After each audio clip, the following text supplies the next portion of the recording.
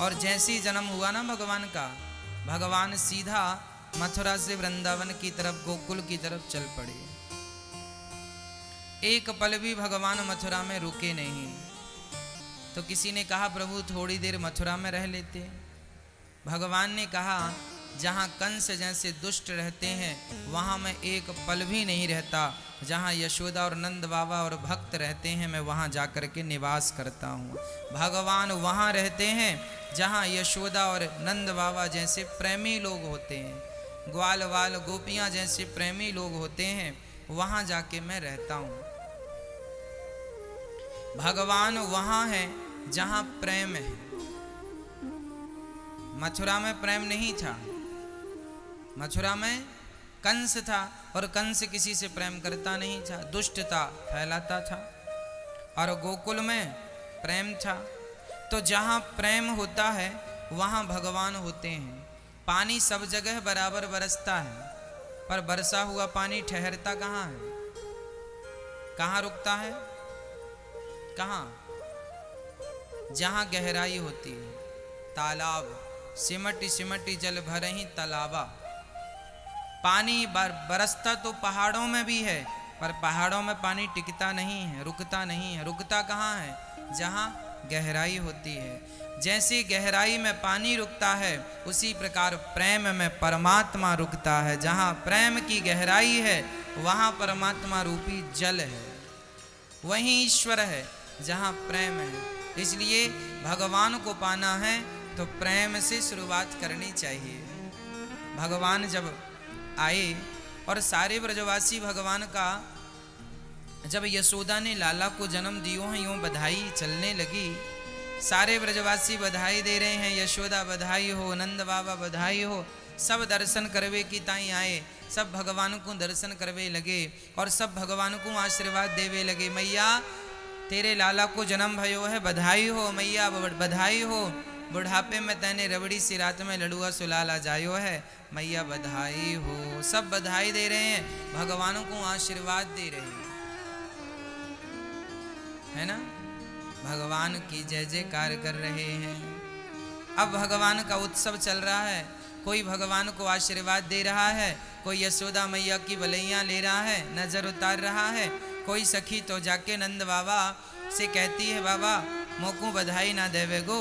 नंद बाबा ने सारे दरवाजे खोल दिए, सोना चांदी हीरे मोती बांटने शुरू कर दिए। इतना बांटा लाला के उत्सव में, लाला के जन्मोत्सव में, कि जो लेने आए थे वो इतना दिया कि ले जा ना सके, है ना। सर्वस दान दीन सब काहू, जेहि पावा राखा नहीं ताहू। सब कुछ दे दिया नंद बाबा ने।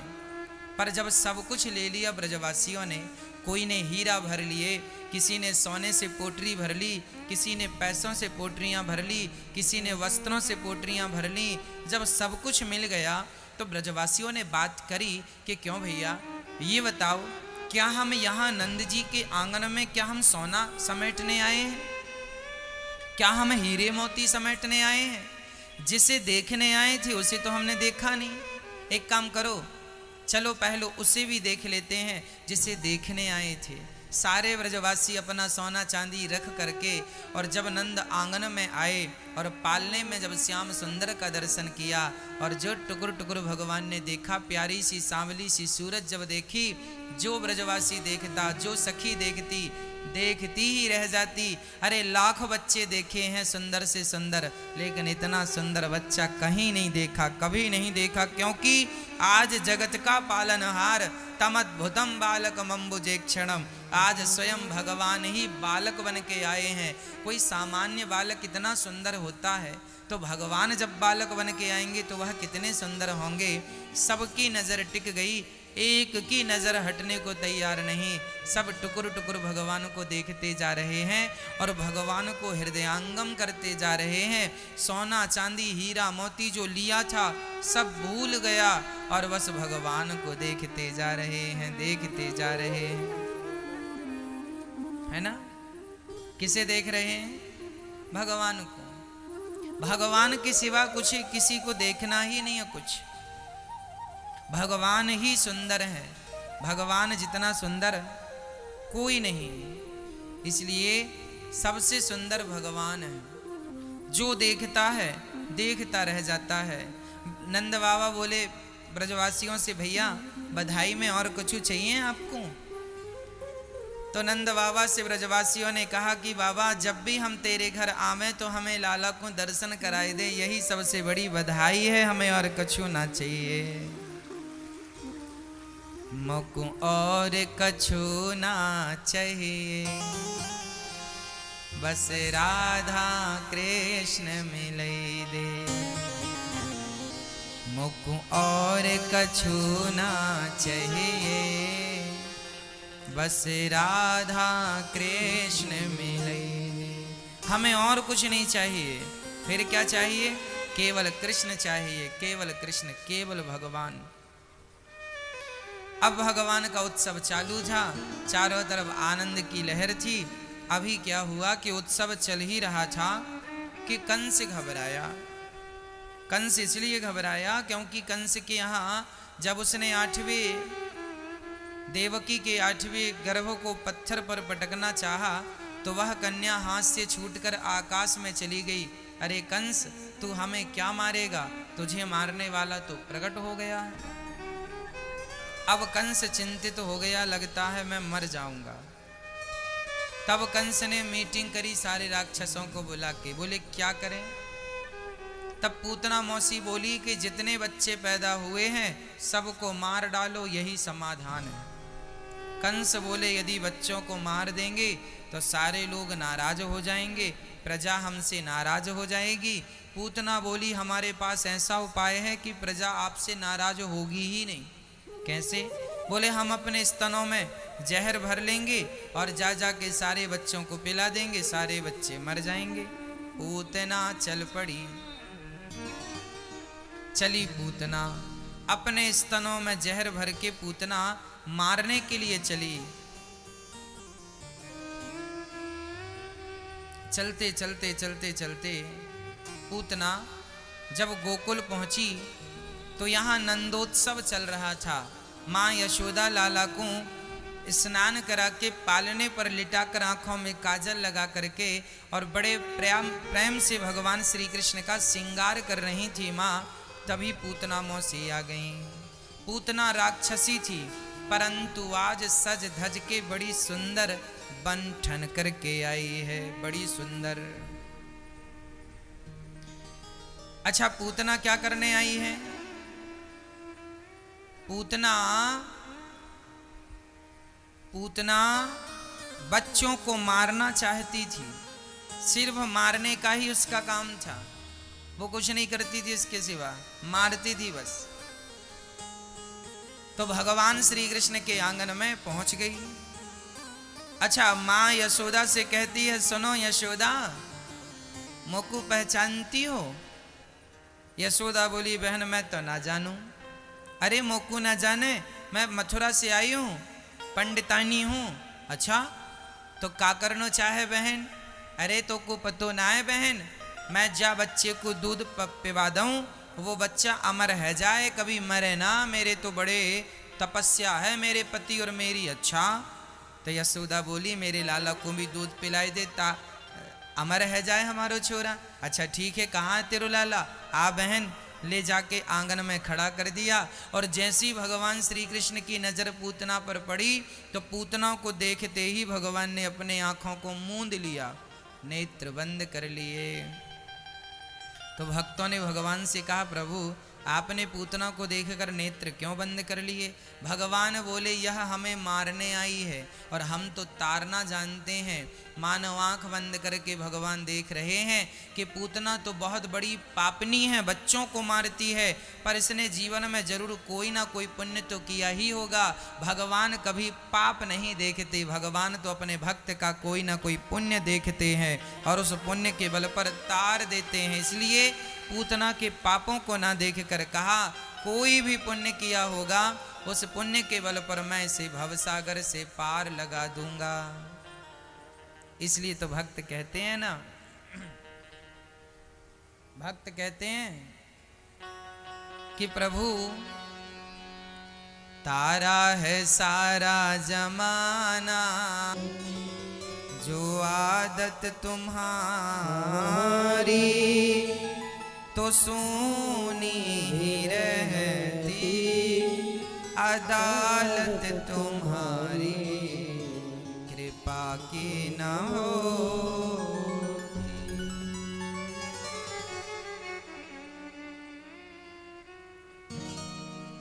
भगवान बड़े दयालु हैं। पूतना मौसी आती है, भगवान नेत्र बंद कर लेते हैं। क्यों? पूतना का पुण्य देख रहे हैं। अच्छा, नेत्र बंद भगवान ने इसलिए भी कर लिया क्योंकि पूतना मारने आई है और भगवान की आंखों में करुणा होती है। मानो भगवान ने कहा कि यदि मैं देख लूंगा तो मुझे इस पर दया आ जाएगी, और यदि मैंने दया करके पूतना को छोड़ दिया तो ये दूसरे बच्चों को मारेगी, तीसरे को मारेगी, चौथे को मारेगी। इसलिए ऐसे दुष्टों पर तो दया नहीं करनी, तो मानो दया के दरवाजे बंद कर लिए। जो व्यक्ति समाज के लिए नुकसानदायक हो उस पर दया नहीं करनी चाहिए। दया करना हमारा परम धर्म है, लेकिन दया ऐसे आदमी पर बिल्कुल ना करो जो ये आप जान रहे हैं कि इसे नहीं मारा गया तो यह सबको मार डालेगा, तो उसको मार देना ही धर्म है। इसलिए दरवाजे बंद कर लिए। अथवा भगवान ने आंखें इसीलिए मूंद ली भगवान ने क्योंकि पूतना का तन बहुत सुंदर है पर मन सुंदर नहीं है, और जिनका तन सुंदर होता है मन सुंदर नहीं होता, ऐसों को भगवान देखना भी पसंद नहीं करते। इसलिए नेत्रों को कर लिया बंद। निर्मल मन जन सो मोहि पावा, मोहि कपट छल छिद्र न भावा। भगवान को क्या अच्छा लगता है? निर्मल मन। आपका जो सुंदर मन है ना मैया, ये भगवान को बहुत अच्छा लगता है। लेकिन मन जब सुंदर हो तब हमारे मन में कपट भरा है, ऐसा कपटी मन अच्छा नहीं लगता। पूतना का तन तो सुंदर था पर मन सुंदर नहीं, इसीलिए भगवान ने पूतना को देखते ही नेत्र बंद कर लिए। तुम जैसे कपटियों को हम देखना भी पसंद नहीं करते, इसलिए नेत्र बंद कर लिए भगवान ने। इसलिए हम आपसे कहा करते हैं अपने शरीर को सुधारने से पहले अपने मन को सुधार लो। ये जो हमारा मन है ना बड़ा गंदा है, विषय वासनाओं में भीगा है, डूबा पड़ा है संसार के विषयों में। ज़्यादा से ज़्यादा भगवान का चिंतन किया करो, ज़्यादा से ज़्यादा भगवान का नाम लिया करो, और ज़्यादा से ज़्यादा अपने काम में ध्यान रखा करो, मन लगाया करो। जिनका मन अपने काम में लगा है, जिनका मन भगवान में लगा है, ऐसों का मन शुद्ध होता है, ऐसों का मन भटकता नहीं है, ऐसों का मन परेशान नहीं करता। कई लोग होते हैं जो अपना काम करते नहीं है, दूसरे के काम को देखते रहते हैं। ऐसे लोगों का मन ज़्यादा चंचल होता है, चलायमान होता है। इसलिए मन को साधना है तो आप अपने लक्ष्य की तरफ अपने मन को लगा दो, है ना। यहाँ वहाँ मन को लगाने की जरूरत नहीं है। इसलिए मन को निर्मल करो। अच्छा बताओ, आप लोगों के मन में कपट है कि नहीं? हाँ या ना? मैया जी, ओ मेरी माँ, आपके अंदर कपट है कि नहीं? तो है तो दूर क्यों नहीं करती हो? जब है तो दूर कर लो कपट। कपटी हो क्या? कपटी तो मामा मारीच था, तो आप मारीच की बहन ना बनो।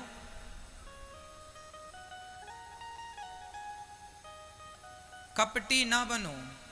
भगवान को कपटी लोग बिल्कुल पसंद नहीं है। आपके अंदर कपट है मैया? बोलो हाँ कि ना? नहीं, ये मैया निष्कपट है, कोई कपट नहीं है। और कितने लोग हैं? आप सभी जो निष्कपट हो गए सबको गोल्ड मेडल दिलवाएंगे।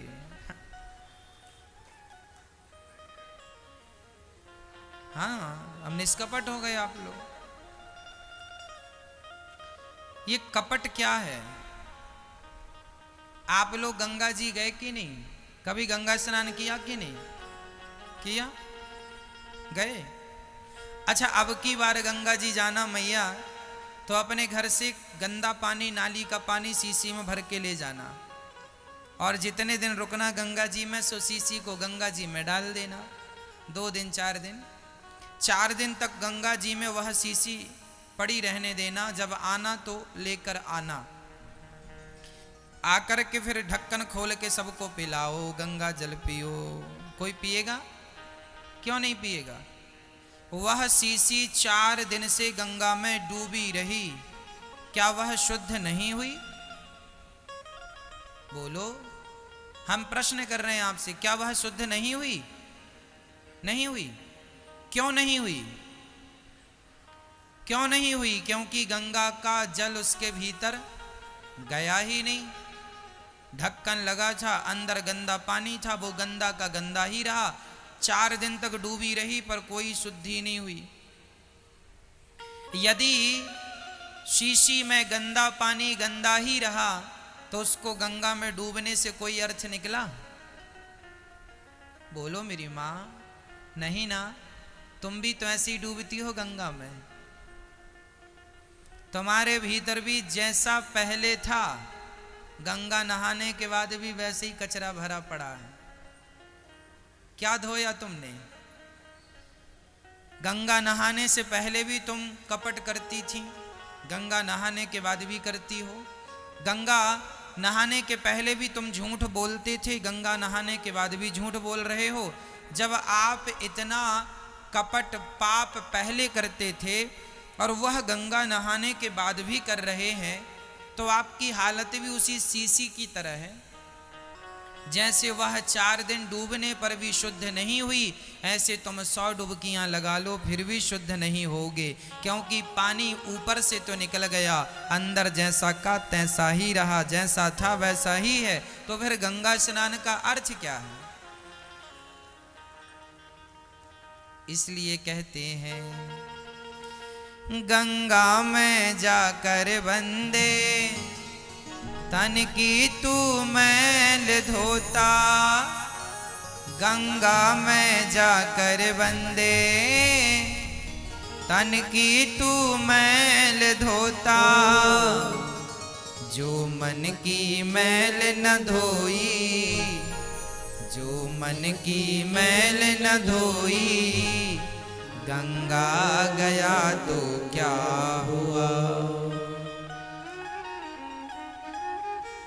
तन को धोया है पर मन को तो धोया ही नहीं, तो गंगा नहाने से फायदा है ना? अरे गंगा जी नहाओ तो गंगा जल को हाथ में लेकर कहो, हे गंगा मैया, जितना निर्मल आपका जल है, जितना शुद्ध आपका जल है, आज से मैं अपने मन को भी इतना ही शुद्ध करूंगा, करूंगी। यही गंगा स्नान है। गंगा की तरह मन को निर्मल कर दो। ना किसी से दोस्ती रखो, ना किसी से दुश्मनी रखो, ना काहू से दोस्ती, ना काहू से बैर, कबीरा खड़ा बाजार में, सबकी चाहे खैर। ना दोस्ती भली ना दुश्मनी भली, हमेशा भगवान का चिंतन करो। कपट करने से कोई फायदा नहीं मैया। हमें किसी के प्रति द्वेष नहीं रखना चाहिए, घृणा नहीं रखनी चाहिए, नफरत नहीं रखनी चाहिए, ईर्ष्या नहीं रखनी चाहिए। सबके प्रति प्रेम हो, आदर हो, सम्मान हो, कपट ना हो, सबसे प्यार हो, सबके प्रति समर्पण हो, भगवान के प्रति समर्पण हो। सब भगवान हैं यह सोचकर हमें दर्शन करना चाहिए। किसका? भगवान का। भगवान को पूतना मौसी ने उठाया, अपने स्तनों में जहर भर के लाई, भगवान को दे दिया। भगवान दूध पीने लगे, थोड़ा सा दूध पिया, दूध खत्म। अब जहर पीने लगे, जहर भी खत्म। भगवान को लगा पकड़े ही हैं तो सही जगह पहुंचा दें, तो पूतना के प्राण पीने लग गए। पूतना चिल्लाई, बालक छोड़ दो, छोड़ दो, छोड़ दो। पूतना चिल्लाई, मौसी जी। भगवान बोले, मौसी जी हम जल्दी से पकड़ते नहीं हैं, और पकड़ लेते हैं तो फिर कभी छोड़ते नहीं हैं। यहाँ पकड़ने की खूब व्यवस्था है, छोड़ने की व्यवस्था नहीं है। भगवान ने पकड़ लिया और पूतना लेकर उड़ी आकाश में। भगवान ने भी सोचा चलो आज आकाश मार्ग से अपने ब्रजमंडल को देखें, हमारी सीमा कहाँ तक है। पूतना बहुत बड़ी थी, बड़ी भयंकर थी। पूतना मौसी जब मथुरा की तरफ भागने लगी, भगवान बोले राम राम, ये तो हमें मथुरा ले जाएगी, हम तो अभी मथुरा से आए हैं। तो पूतना के प्राणों का पान कर लिया, और यमुना के तट पर बहुत बड़ा मैदान था, 6 कोस का उसका शरीर बहुत बड़ा। पूतना धड़ाम से गिर पड़ी, सारे ब्रजवासी दौड़ते आए। अच्छा, नंद बाबा कंस के यहाँ कर चुकाने गए थे, तो जब कंस के यहाँ से कर चुका कर लौटे तो रास्ते में वसुदेव जी मिले। वसुदेव जी ने कहा संकट बहुत ज्यादा है, जाओ। जब नंद बाबा आने लगे तो पूतना का एक हाथ यमुना के इस पार गिरा, तो नंद बाबा हाथ को पुल समझकर पार कर गए। बाद में पता चला ये मौसी जी है। पूतना का शरीर इतना विशाल था कि 6 कोस का जंगल, 6 कोस का एरिया घेर लिया पूतना ने। सारे ब्रजवासियों ने पूतना के शरीर को, हाँ, भगवान को उठाया, गाय की पूंछ से नजर उतारी, माँ यशोदा ने लाला को हृदय से लगाया, और पूतना के शरीर को काट काट करके चिताओं पे रख करके, और पूतना के शरीर पर जो आग लगाई है, पूतना के शरीर से सुगंध निकल पड़ी, सुगंध निकल पड़ी। परीक्षित ने कहा गुरुदेव पूतना तो राक्षसी थी, उसके शरीर से तो दुर्गंध निकलनी चाहिए थी, फिर सुगंध क्यों निकली? तब कहा कि पूतना तो राक्षसी थी, उसके शरीर से दुर्गंध निकलनी चाहिए थी, पर सुगंध इसलिए निकली क्योंकि जैसे पारस का स्पर्श करते ही लोहा सदा सदा के लिए सोना हो जाता है, उसी प्रकार भगवान का स्पर्श करते ही पूतना के सारे पाप नष्ट हो गए और वह पुण्यात्मा हो गई। उसके शरीर की दुर्गंध समाप्त होके सुगंध प्रवेश कर गई। पूतना लोक बालघिनी राक्षसे रुधिरासना जिघांसया पहरये स्तनं दत्वापसद्गतिम्। पूतना छोटे छोटे बच्चों को मारती थी, लेकिन भगवान ने उसे कौन सी गति, जो गति भगवान माँ यशोदा कौशल्या को देते हैं वही गति पूतना को दी। न जाने कौन से गुण पर दयानिधि रीझ जाते हैं, यही सदग्रंथ कहते हैं, यही हरिभक्त गाते हैं। न जाने कौन से गुण पर दयानिधि रीझ जाते हैं। अच्छा, भगवान परम दयालु है, कब किस पर कैसी कृपा कर दें भगवान कोई नहीं जानता। पूतना के शरीर को भगवान ने, नंद बाबा ने जलाया और पूतना का उद्धार किया। अच्छा, यह पूतना पिछले जन्म में राजा बलि की बेटी रत्नमाला थी। जब वामन भगवान आए तो रत्नमाला ने कहा इतना सुंदर बच्चा मेरा होता तो दूध पिलाती। भगवान बोले तथास्तु। और जब 2 पग भूमि में सब नाप लिया तो बोली ऐसा कपटी बेटा मेरा होता तो जहर पिला के मार डालती। भगवान बोले तथास्तु, तो बच्चा भी मानेगी और दूध जहर भी पिलाएगी, तो दूध भी पिला रही और जहर एक साथ पिला रही है। ये भगवान है। भगवान अपने भक्तों पर उनकी हर इच्छाएं पूरी करते हैं। कोई भी इच्छा भक्त की भगवान अधूरी नहीं छोड़ते। एक दिन भगवान थोड़ा बड़े हुए, भगवान का उत्सव चल ही रहा था। एक दिन भगवान करवट बदलते हैं तो माँ यशोदा ने उत्सव रखा।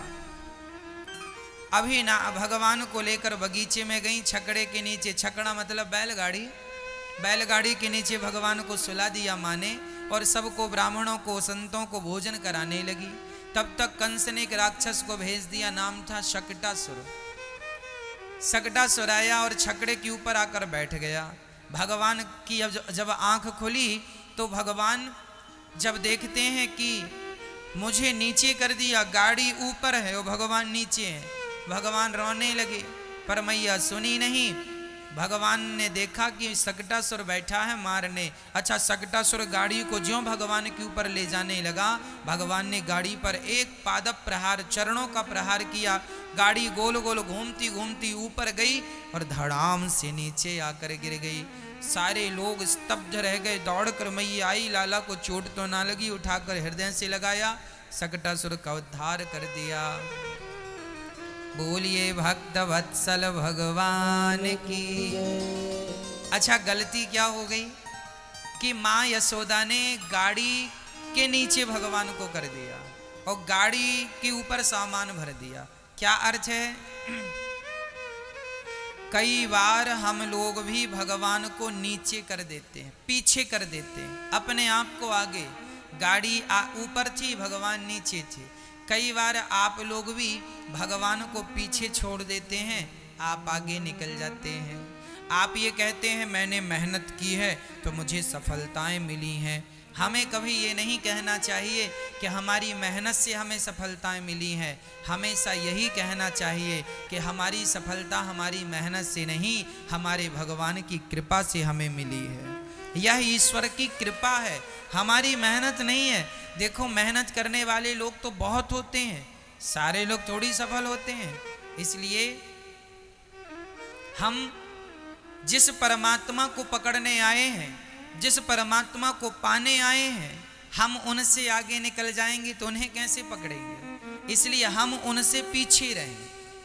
एक बार क्या हुआ, एक बहुत बड़ा वह व्यक्ति था जो बहुत तेज दौड़ता था। बड़े बड़े उसने गोल्ड मेडल जीते हैं दौड़ में, रेस में। सबसे तेज दौड़ता, उसके जैसा तेज दौड़ने वाला कोई नहीं, बहुत तेज दौड़ता था। एक दिन उसके घर में चोर घुस गया, चोर ने चोरी की। तभी वो जाग गया, दौड़ने वाला व्यक्ति। उसने देखा, अच्छा बच्चू, हमारे घर घुसे हो, हमें जानते नहीं हो, तुम भागो। अब चोर भागा, अब चोर भागा, चोर आगे आगे, और यह तो बहुत बड़ा चैंपियन था दौड़ने में, दौड़ने लगा। अब ये दौड़ते दौड़ते सोचा, इतनी देर हो गई, चोर ही आगे है, तो क्या मैं चोर को पीछे नहीं कर सकता? तो साहब इतना तेज दौड़े कि चोर से आगे निकल गए, चोर पीछे रह गया। और दौड़ते दौड़ते साहब जी गांव में पहुंच गए। गांव वालों ने कहा, सवेरे सवेरे यहाँ दौड़ रहे हो? अरे बोले, चोर हमसे आगे आगे दौड़ रहा था तो हमको लगा हम काहे के चैंपियन, जब चोर से पीछे रहे तो हम चोर से आगे हो गए। अच्छा, चोर कहाँ है? बोले, चोर जिसे पकड़ने आए थे वो कहाँ? बोले, वो तो पीछे रह गया। जिसे पकड़ने निकले थे वो पीछे रह गया और स्वयं आगे निकल गए। तो बताओ, ऐसा दौड़ना सफल हुआ? जिसके लिए दौड़ रहे थे वो तो मिला ही नहीं। तो हमारी दौड़ किसके लिए है? भगवान के लिए। यदि हमें भगवान मिल गए तो हमारी दौड़ सफल हो गई, और यदि भगवान पीछे रह गए, हम आगे निकल गए, तो हमारी दौड़ का क्या फायदा? हमारी दौड़ तब सफल होगी जब हम दौड़कर भगवान के चरणों को पकड़ लें, प्राप्त कर लें। यह जो मनुष्य का शरीर है, कहता हूं मेरी माँ, बताओ मनुष्य सभी लोग दौड़ रहे हैं कि नहीं? सवेरे से शाम तक आदमी दौड़ता है, लेकिन परिणाम क्या निकलता है? दौड़ता दिन भर है, पहुंचता कहीं नहीं है। एक बैल था, चला सवेरे से शाम तक चला, पर पहुंचा कहीं नहीं। बताओ कैसा बैल था? कौन था वो? कोल्हू का बैल। कोल्हू का बैल अर्थात बीच में खूंटा गड़ा था, गोल गोल घूम रहा था। चला तो सवेरे से शाम तक 100 किलोमीटर चला, पर पहुंचा कहीं नहीं। जहां था वहीं है। तो आज का आदमी कोल्हू का बैल बना चलता, दौड़ता तो बहुत है, मेहनत बहुत करता है, लेकिन पहुंचता कहीं नहीं है। नतीजा क्या निकला? आप लोगों ने जब से होश संभाला है तब से आज तक आप दौड़ ही रहे हैं। कहां पहुंचे मैया? कहां पहुंची हो? कहीं नहीं। लड़कपन गया, जवानी गई, बुढ़ापा गया, और अब तुम्हारा बुढ़ापा भी कुछ दिन में जाने वाला है। क्या मिला? क्या मिला? यदि सत्संग मिल गया, भगवान मिल गए, तब समझो कि तुमने कुछ पा लिया है, और नहीं मिला तो समझ लो कि तुम्हारी दौड़ व्यर्थ चली गई। चली जा रही है उम्र धीरे धीरे, व्यर्थ में उम्र गुजरती जा रही है। क्या पाया तुमने? कुछ नहीं। मथुरा के कुछ लोगों ने, भंगेड़ियों ने भांग पी ली, और भांग पी करके मैया नाव में बैठ गए। शाम का वक्त था, हल्का सा अंधेरा लग रहा था। भंगेड़ियों का मन हुआ चलो आज यमुना के रास्ते प्रयागराज चलते हैं। नाव पर बैठे, ठंडी ठंडी हवा चल रही थी। सारे भंगेड़ियों ने नाव चलानी शुरू कर दी। चल मेरी नौका, चल मेरी नौका, प्रयागराज पहुंचा दे, प्रयाग। वो सब भंगेड़ी कस के इन्होंने भांग पी रखी थी। पूरी रात साहब इन्होंने नौका चलाई, और नाव भी डगमग डगमग चल रही है, बड़े आनंद से चल रही है। सवेरा हुआ, लोग स्नान करने आए। तभी एक भंगेड़ी का नशा जरा कम हुआ रात भर में। उसने कहा क्यों भाई, ये प्रयागराज का घाट भी हमारे मथुरा जैसी घाट लग रहा। नहाने वालों ने कहा पागल, ये मथुरा ही है। अरे तो हम तो प्रयागराज जा रहे थे। कहां से जा रहे थे? बोले मथुरा से प्रयागराज जा रहे थे, यमुना के रास्ते नाव में ही जा रहे थे। अच्छा, कहां से चले थे? मथुरा से। अभी कहां हो? मथुरा में हो। अरे तो हम रात भर नाव चलाए तो नाव कहीं पहुंची नहीं। नहाने वालों ने कहा मूर्खो, नाव चली तो रात भर थी, पर नाव खूंटे से बंधी थी, तुमने रस्सी खोली ही नहीं। बंधी नाव को रात भर चलाते रहे। बंधी नाव को रात भर चलाते रहे। परिणाम क्या हुआ? मेहनत तो पूरी रात हुई, पर मंजिल नहीं मिली। क्यों नहीं मिली? क्योंकि नाव खूंटे से बंधी थी। आप लोगों का जो मन है, यह मन भी संसार के खूंटे से बंधा है। इसलिए आप भी सारी जिंदगी दौड़ते मेहनत करते हैं, पर मंजिल नहीं मिलती। जहां की तहां है आदमी, इसलिए जहां की तहां, क्योंकि आपका मन छूटता ही नहीं।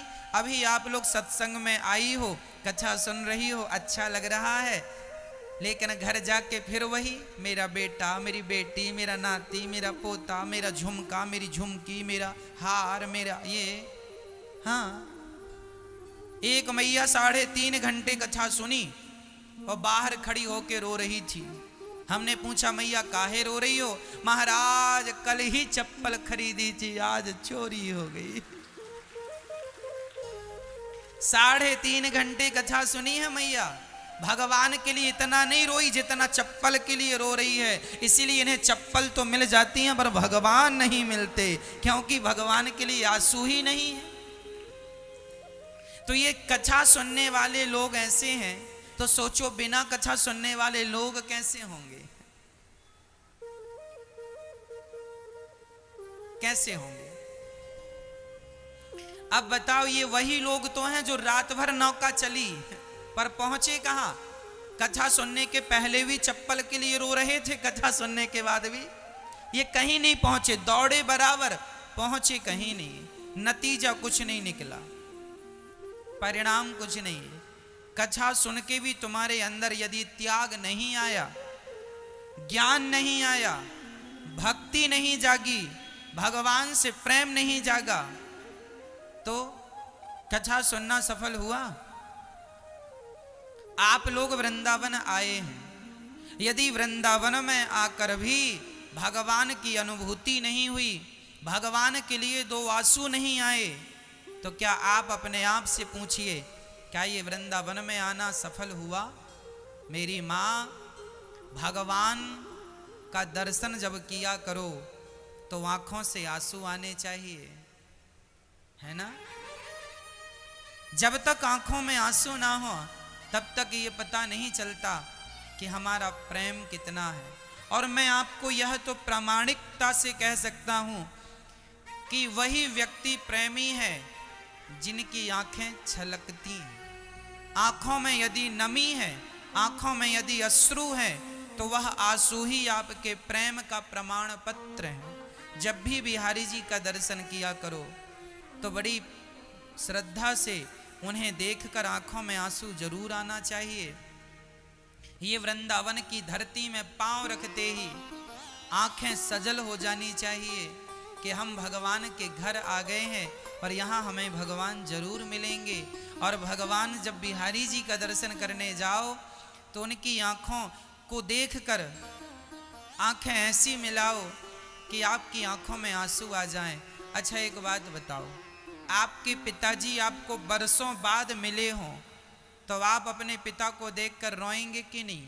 अरे भाई आदमी रोता नहीं, अपने आप आंसू निकल आते हैं, हाँ या ना।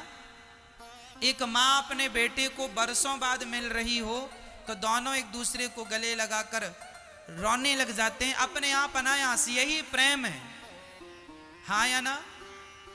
माँ बेटे बरसों बाद मिले हैं तो उनकी आंखों में आंसू अपने आप आते हैं। और तुम बिहारी जी से महीनों बाद मिले हो और तुम्हारी आंखों में आंसू नहीं आए। तुम आज पहली बार बिहारी जी से मिल रहे हो और तुम्हारी आंखों में आंसू नहीं आए, इसका मतलब यही है कि अभी वो प्रेम नहीं जागा जो प्रेम चाहिए था। अभी कमी है, हम अभी कच्चे हैं, कच्चापन है। जब पक जाएगा तो भगवान को देखते ही आंसू चाह करके भी तुम रोक ना पाओगे अपनी आंखों के। जब तुम्हारे आंसू बहने लग जाएं, तुम्हारी आंखों से गंगा यमुना गिरने लग जाएं, समझ लेना कि तुम्हारे हृदय में भगवान का स्थान है और तुमने कुछ पा लिया है। इसी को कहते हैं कुछ पाना। मीराबाई ने बहुत कुछ पाया था। क्या पा लिया? सोती थी तो रोती थी, जागती थी तो रोती थी। बस मेरे कृष्ण की याद में गोपियां रोती थी। गोपियों ने इतने आंसू बहाए, इतने आंसू बहाए, आज तक वृंदावन का पानी खारा है, आंसू का स्वाद खारा होता है। इतने आंसू के आज तक युग बीत गए लेकिन वृंदावन के पानी का स्वाद नहीं बदला। आंसू खारे होते हैं। राधा रमण जी को तुमने पहली बार देखा ना, और देखकर भी तुम्हारी आंखों में आंसू नहीं आए। बिहारी जी को पहली बार देखा है ना, पिछले महीने भी आए थे आप, या 1 साल पहले आए थे आप, या आज पहली बार ही आप वृंदावन आए हैं और पहली बार आए बिहारी जी से मिलने, पहली बार दर्शन हुआ राधा रमण जी का, पहली बार दर्शन हुआ बिहारी जी का, और आपकी आंखों में आंसू नहीं थे। ऐसा कैसे हो सकता है कि बाप अपने बेटे से वर्षों बाद मिले और आंखों में आंसू ना हो? ऐसा कैसे हो सकता है कि माँ अपने बेटे से वर्षों बाद मिले और आंसू ना हो? ऐसे कैसे हो सकता है कि प्रेमी का अपने प्रेमी से वर्षों बाद मिले और आंखों में आंसू ना हो? अरे आंसू ही प्रेम की निशानी है। प्रेम का कोई आधार नहीं, सिर्फ आंसू ही आधार है। इसलिए भगवान के लिए यदि आंसू निकल आए तो समझ लेना कि आपका वृंदावन आना सफल हो गया। पैसों के लिए तो देखो सब रोते हैं, धन दौलत के लिए तो देखो सब रोते हैं, पर धन्य है वो लोग जो भगवान के लिए रोते हैं, भगवान के दर्शन के लिए रोते हैं। कब दर्शन होंगे हे नाथ? कि आपका दर्शन किए बिना ही मैं मर जाऊंगी या मर जाऊंगा? कि आपको देखे बिना ही मेरी आंखें सदा के लिए बंद हो जाएंगी? हे नाथ, भगवान से झोली फैलाकर कहा करो, यदि तुम्हारे आंखों में आंसू नहीं आता तो जाना बिहारी जी के पास, अपनी झोली उठाना और झोली फैला कर कहना, बिहारी जी आज मैं आपसे कुछ मांगना चाहता हूँ। भगवान कहेंगे मांगो। कह देना प्रभु अपना प्रेम अपनी भक्ति मेरी झोली में डाल दो, मैं आपका प्रेम मांगने आया हूँ, आपकी भक्ति मांगने आया हूँ।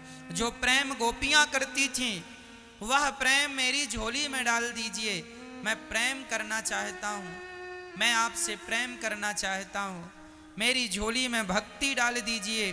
मेरी झोली सूनी है, भक्ति के बिना जीवन बेकार है।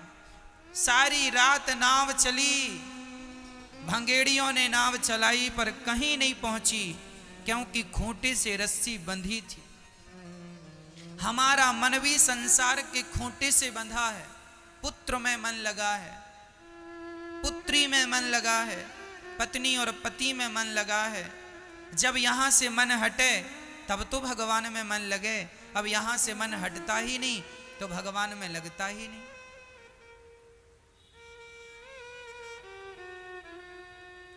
तुलसीदास जी रोया करते थे, सूरदास जी रोते थे, और सूरदास जी रोते रोते रोते रोते एक बार सूरदास जी जा रहे थे तो सूरदास जी जब बिहारी जी का दर्शन करने गए, सूरदास जी रोज बिहारी जी का दर्शन करने जाते थे, तो एक दिन किसी ने विनोद में कह दिया, सूरदास जी आप तो अंधे हो, तो आप दर्शन करने क्यों आते हो, आपको तो कुछ दिखता नहीं है, आप थोड़ी बिहारी जी को देख पाते हैं, आप क्यों आते हो दर्शन करने। सूरदास जी ने कहा, भैया मैं अंधा हूं ना, मेरे बिहारी जी थोड़ी अंधे हैं, मैं उन्हें नहीं देख सकता तो क्या हुआ, वो तो मुझे देख सकते हैं, वो मुझे देख लेंगे ना, पर्याप्त है, मैं उन्हें नहीं देख सकता। पर सच्ची बताऊं मेरी माँ, भगवान को देखने के लिए ना सूरदास जी की आंधेरी आंखें ही चाहिए। इन आंखों से तो भगवान को नहीं देखा जा सकता। इन आंखों से देखा तो था भगवान को, आंसू ही नहीं आए। जब अंदर भक्ति और प्रेम की आंखों से कभी देखोगे ना तो आपकी आंखों में आंसू ही आंसू होंगे मेरी माँ, आंखों में आंसू ही आंसू होंगे।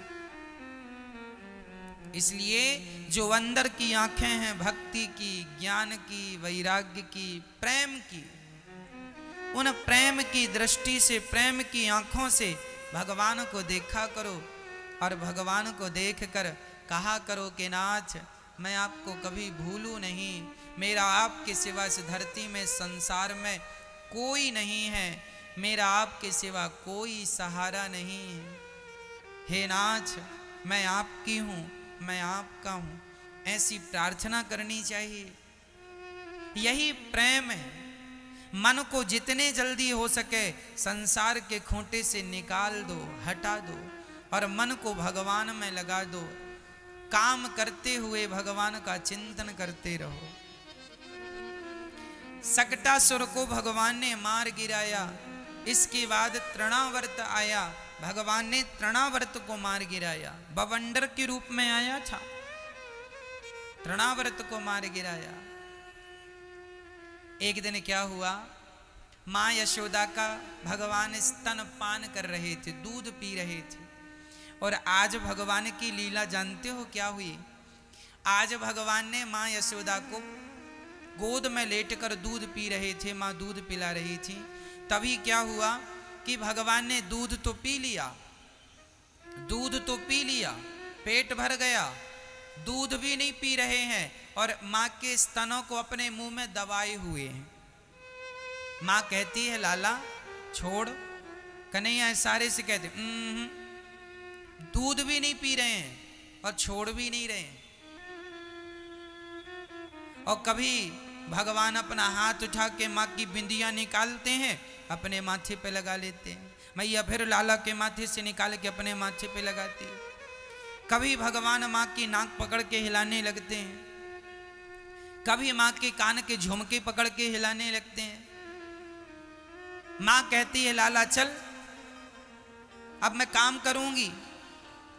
कन्हैया ने मन में विचार किया, मैया मैं अपना सारा काम छोड़ के तेरी गोद में आया हूँ तेरा प्यार पाने के लिए, और तू मुझे छोड़ के काम करती है। तू जानती नहीं है मैं कौन हूँ। आज भगवान को लगा कि माँ को दिखाना पड़ेगा कि मैं कौन हूँ। तभी हम भगवान को जमहाई आई और मुंह खुला, और जब मुंह खुला तो इतने से मुंह में सारा ब्रह्मांड दिखा दिया भगवान ने। मैया मैया देखती रह गई, अचंभित हो गई, ये क्या देख रही हूँ। थोड़ी देर में भगवान ने मुंह बंद कर लिया। भगवान ने अपनी प्रभुता दिखाई, भगवत्ता दिखाई। मैया मुझे सामान्य बालक समझने की गलती ना कर देना। मैं वही परमात्मा हूँ जिस परमात्मा का ध्यान बड़े बड़े साधु संत करते हैं, तो मैं उनके भी ध्यान में नहीं आता। आज तेरे प्रेम के कारण तेरी गोद में खेल रहा हूँ और तू मुझे छोड़ के काम करना चाहती है। माँ समझ गई। थोड़ी देर बाद भगवान ने सब भुला दिया। माँ अपने काम को कर रही है। अब माँ घबराई, नंद बाबा से कहा कि सुनो, जब से लाला का जन्म हुआ है तब से बड़े बड़े संकट आ रहे हैं। कुछ ऐसा करो कि ये संकट टल जाए, संकट टल जाए। कैसे करें कि संकट टल जाए? कुछ करो। गर्गाचार्य जी आए हैं। गर्गाचार्य जी बड़े प्रेम से भगवान का नामकरण संस्कार कर रहे हैं। गर्गः पुरोहितो राजन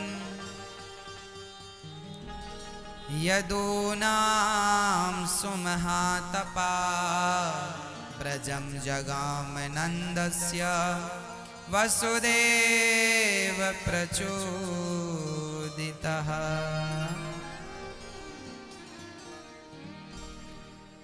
तो जो गर्गाचार्य जी आए हैं, नामकरण संस्कार कराया। हमारे सनातन धर्म में 16 संस्कारों की चर्चा है। 16 संस्कार हमारे सनातन धर्म में है। पहला संस्कार कौन सा है? गर्भाधान संस्कार। 16 संस्कारों में पहला संस्कार कौन सा है? जब स्त्री गर्भवती होती है उसे गर्भाधान संस्कार कहते हैं।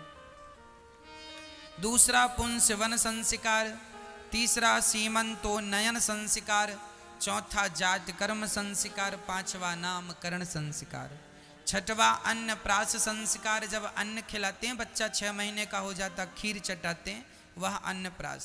चूड़ाकरण संस्कार, मुंडन जिसे कहते हैं। उपनयन अर्थात यज्ञोपवीत जनेऊ संस्कार। वेदारंभ, वेद जिस दिन विद्या पढ़ने आपका बच्चा स्कूल जाता है उसे वेदारंभ संस्कार कहते हैं। ब्रह्मव्रत संस्कार, जब तक विद्या ना पढ़ ले तब तक वह ब्रह्मचारी रहे, ये ब्रह्मचर्य संस्कार है। वेद व्रत संस्कार, गोदान संस्कार है ना। उसके बाद समावर्तन संस्कार, फिर विवाह संस्कार जिसे पाणी ग्रहण संस्कार भी कहते हैं। फिर ब्राह्म व्रत, और 16वां संस्कार है अंतिम संस्कार जिसे हम अंतिम क्रिया कहते हैं। यह 16 संस्कार जो हैं हमारे सनातन धर्म में विशेष स्थान रखते हैं। मैं संस्कारों का कुछ विस्तार आपसे करूं। संस्कार क्या चीज है? बच्चे को गर्भ में ही संस्कार देना चाहिए। जब अभिमन्यु मां के पेट में थे तभी उन्हें संस्कार दे दिया गया था, शिक्षा दे दी गई थी। काहे कि चक्रव्यूह को तोड़कर कैसे भीतर जाते हैं, यह शिक्षा उन्हें कब दी गई थी? जब वह गर्भ में थे अपनी मां के। पर समस्या यह थी कि अभिमन्यु ने जन्म लेने के बाद अपनी विद्या को अपडेट नहीं किया। भाई उन्होंने चक्रव्यूह में जाना तो सीख लिया था, अब तुम बड़े हो गए हो तो आना भी सीख लेते, अपडेट करते अपनी विद्या को। अपडेट नहीं किया तो बाद में क्या हुआ, चक्रव्यूह में गए तो सही पर जिंदा वापस नहीं आए। वही लोग परेशान होते हैं जो अपने आप को अपडेट नहीं करते। समय के साथ जो चलता है वह सुखी रहता है, और हमारे संस्कार हमें यही सिखाते हैं। संस्कार का अर्थ क्या है? अपने से बड़ों से कैसे बात करना है, यह संस्कार का विषय है। अपने से छोटों से कैसे बात करनी है, यह भी संस्कार का विषय है। इसलिए सबसे जरूरी होता है संस्कार, जो कि बच्चों को देना चाहिए। कैसे उन्हें पढ़ना है, कैसे उन्हें बैठना है, कैसे उन्हें बात करना है, कैसे उन्हें अपने से बड़ों का आदर और सम्मान करना है, यह बाल्यकाल लड़कपन में ही यह संस्कार बच्चों को दे देना चाहिए। आपके बच्चे बात करना भी नहीं जानते। बहुत सारे बच्चे तो ऐसे होते हैं, बात करना भी नहीं आता, अपने से बड़ों की रिस्पेक्ट भी नहीं जानते, बड़ों के साथ कैसे बात करनी चाहिए बात नहीं करना जानते। आपने अपने बच्चों को बात भी करना नहीं सिखाया, तो सवाल यह खड़ा हुआ फिर सिखाया क्या? आज एक काम करना, अपने बच्चों से कहना जरा भोजन परोस दो। आपके बच्चों को भोजन परोसना भी नहीं आता। बहुत सारे बच्चों को हम देखते हैं भोजन परोसते हैं लेफ्ट हैंड से परोसते हैं। हाँ, बाएं हाथ से भोजन परोसते हैं, जबकि भोजन हमेशा हमें किस हाथ से परोसना चाहिए? किस हाथ से? मैं ये बता दो। अच्छा, आज ही पता चला आपको किसके पहले था? भोजन किस हाथ से परोसना चाहिए? दाहिने हाथ से। आपके बच्चों को परोसवाना हम तो देखते रहते हैं अक्सर। लोगों को नहीं आता, भोजन परोसना भी नहीं आता। आपने अपने बच्चों को क्या सिखाया है? केवल पैदा कर दिया, बस पैदा करके छोड़ दिया। खुला सांड बोलते हैं ना, छोड़ दिया। जा बेटा, जहां मन करे वहां जा। जो सांड होता है ना, उसी तरह ये बच्चे जहां मन करे वहां जा रहे हैं। अरे भाई, सांड को खुला छोड़ोगे नुकसान करेगा, उसे रस्सी से बांधना पड़ता है। ये रस्सी क्या है? संस्कार की रस्सियों से बच्चों को बांधना पड़ता है। कौन सी रस्सी? संस्कार की रस्सी से नहीं बांधा तो तुम्हारे बच्चे खुले सांड ही हैं। इसलिए जरूरत है संस्कार की रस्सी की। संस्कार यदि नहीं दिया आपने तो आपके बच्चों का जीवन किसी काम का नहीं है। इसलिए कैसे भोजन परोसना है। अच्छा, आप लोगों के बच्चे भोजन बना लेते हैं कि नहीं? हाँ या ना?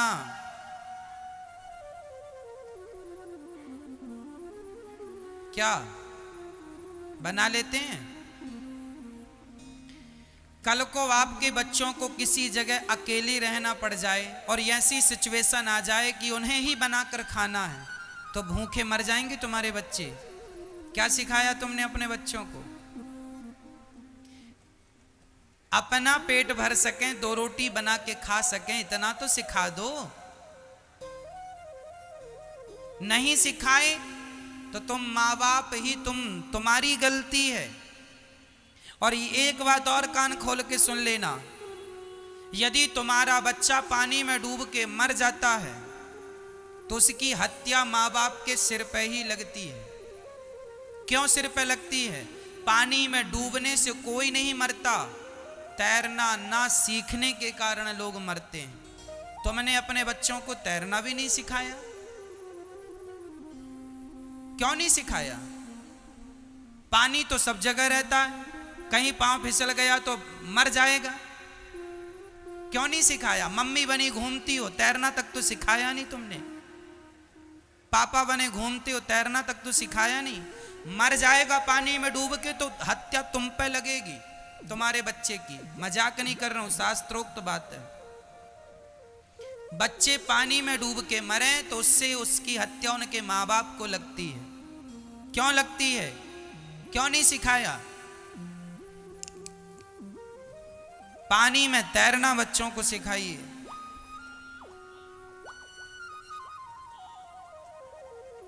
सिखाओ उन्हें कैसे बोलना है। तुम्हारे बच्चे सबके साथ गलत ढंग से बात करते हैं, तुम माँ बाप की गलती है। तुमने बात करने का भी तरीका नहीं सिखाया अपने बच्चों को कि अपने से बड़ों से बात कैसे की जाती है, ये तो सिखा देते कम से कम। केवल माँ बाप केवल बच्चा पैदा कर दिए, छोड़ दिया, बस। ये कोई बच्चे हैं?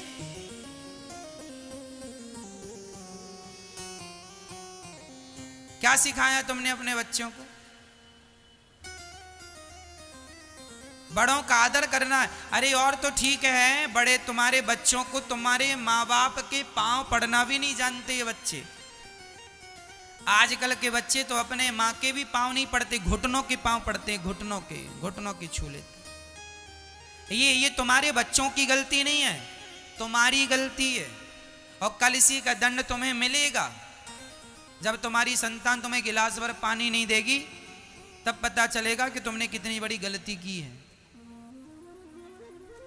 क्यों नहीं सिखाती हो मैया? केवल पेट भरने की विद्या सिखाती हो। पढ़ ले बेटा, पैसा कमा, भ्रष्टाचार भी करना पड़े तो कर ले, गला भी काटना पड़े तो काट, लूटना पड़े लूट, पैसा कमा के ला पैसा। खाओगी कि बांध के ले जाओगी? वैसे कफन में जेब होता नहीं है, तुम बनवा लेना बड़ा सा। कैसी बुद्धि हो गई है लोगों की, समझते नहीं है। संस्कारहीन व्यक्ति नाक कटी नारी जैसे अशोभनीय होती है। नारी कितनी भी सुंदर है, उसकी नाक काट ली जाए तो वह नारी अशोभनीय होती है। तुम्हारा बेटा कितना भी पढ़ लिख जाए पर संस्कारहीन है तो वह अशोभनीय ही है, वह शोभा नहीं पाएगा। इसलिए संस्कार दो। और ये तुम्हारे बच्चे गलती कर रहे हैं, उसकी सबसे बड़ी जिम्मेदार तुम माँ और बाप तुम दोनों हो। क्यों नहीं सिखाया तुमने? तुम्हारे बच्चे बिगड़ते रहे, तुम कहां थे? रास्ता भटकते रहे, तुम सिगरेट पीने लग गए हैं, तुम कहां थे? क्यों नहीं सिखाया? गाल में 2-4 थप्पड़ जमा के समझा देते, नहीं समझाया। इसलिए अपने से बड़ों का सम्मान करना, बोलना कैसे बोलना है, धीरे धीरे बोलना, आदर से बोलना, सम्मान के साथ बोलना। बच्चों को अभी से सिखाओ कि कोई ऊंचा नहीं होता, कोई नीचा नहीं होता, कोई छोटा नहीं होता, कोई बड़ा। ये जातवाद का जहर बच्चों को घोल देते हैं लोग कि यह ऊंची जात का है, यह नीची जात का। ये जहर ना घोला करो। बच्चों को हमेशा यही पाठ पढ़ाना चाहिए कि वह भी इंसान है, हम भी इंसान हैं, उनमें और हम में कोई अंतर नहीं, हम सब एक हैं। यही संस्कार हैं। बाल्यकाल से दोगे, कच्चे घड़े में कुम्हार जैसे निशान बना देता है, पकने के बाद वैसे ही रहते हैं जब तक वह फूटता नहीं है। लड़कपन में जो संस्कार दे दोगे मरते तक काम आएंगे, और जरा लापरवाही कर गए तो फिर वो जीवन के अंत समय तक चलेगा। गलती ना करना, बहुत पश्चाताप करना पड़ेगा। संस्कार जरूरी है। आजकल के बच्चे शराब पीते हैं, सिगरेट पीते हैं। आपको पता नहीं है कि आपका बेटा शराबी हो गया है? आपको पता नहीं है कि आपका बेटा, जरा बच्चों का पैंट चेक करते रहा करो, पैंट की जेब में क्या रखते हैं। नहीं करती हो ना चेक मैया? हाँ, पैंट की जेब चेक किया करो, क्या रखते हैं बच्चे अपने पर्स में, अपने पैंट में, जेब में। उनका मोबाइल चेक कर लिया करो, मोबाइल में क्या रखते हैं आपके बच्चे, क्या देखते हैं मोबाइल में, देखा करो। माँ बाप हो, नहीं जागोगे, नहीं समझोगे, नहीं मुआयना करोगे, देर हो जाएगी। बाद में केवल आंसू ही तुम्हारे खाते में आएंगे, फिर रोते रहना। संस्कार जरूरी है। गीता पढ़ाओ बच्चों को, भाई भाई का प्रेम क्या होता है, रामचरितमानस पढ़ा के बताओ। आजकल मम्मियां बच्चों को पोयम याद करती कराती हैं। हाँ, कोई भी मेहमान, बेटा पोयम सुनाओ। हाँ, रखो अपनी पोयम अपने पास, हमें नहीं सुनना तुम्हारी पोयम। पोयम क्यों याद कराती हो? रामचरितमानस की चौपाइयां क्यों नहीं याद कराती हो? जॉनी जॉनी यस पापा सुनाते हैं बच्चे। मंगल भवन अमंगलहारी क्यों नहीं याद कराती हो? आजकल की मम्मियां ही ऐसी हैं, बच्चों की गलतियां नहीं है। मम्मियां सुधर जाएं तो बच्चे सुधरे ही हैं, ये मम्मियां बिगड़ी हैं। ये सिखाती हैं जॉनी जॉनी यस पापा। क्यों नहीं चौपाई सिखाती हो मैया, मंगल भवन अमंगलहारी क्यों नहीं सिखाती हो? प्रवासी नगर की जय सब काजा क्यों नहीं सिखाती हो? क्या चौपाई पढ़ने से अच्छा नहीं है? क्या भारतीय संस्कृति का प्रचार नहीं करना चाहिए?